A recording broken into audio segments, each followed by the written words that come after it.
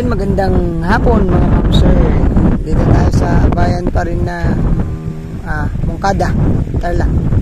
Ayan, farm lot, agricultural land itong property along cemented road. So napakaganda, taniman ng palay, gulay, tapos may bahay na rin siya, isang kwarto. Ayan, tapos kulungan dati ng ano yan, so sira na. Hanggang dun yung property natin sa may puno na yon. Yan. So 59 square meter frontage meters, 59 meters yung frontage. Sa likod may tanim na mga mais. Tapos dito mais din. Lakas ng hangin. So Moncada, Tarlac, siguro from National Road mga 10 minutes ang drive natin papunta dito. Ito po yung kanyang fish pond. May mga nakikita rin po kung maliliit na mangga dyan sa likod.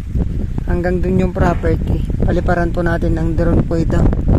From Manila po ito 2 hours dito or less. Tapos ang exit mo dito ma'am sir, Anao. Mag-exit tayo ng Anao. Sa exit ng Anao siguro 10 to 15 minutes nandito ka na po sa property. Ayan, puro simentado yung dadaanan natin papunta rito. Very accessible yung property. Tapos ayun, investment, napakaganda dahil malapit siya sa Manila. At dito wala siyang katabing mga poultry, walang baho, pwede siyang maging residential yung property na to. Dito may mga sarili silang deep well sa patubig. Ang gagawin property natin pag ganun doon.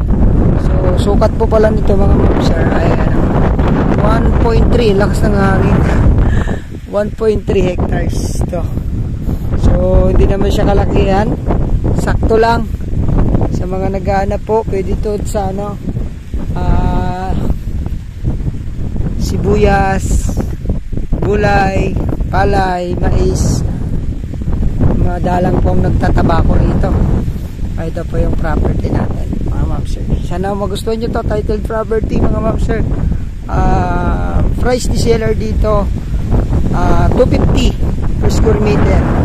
Sagot niya po ang capital gains saka agent niya. Ayan, mura na po ito.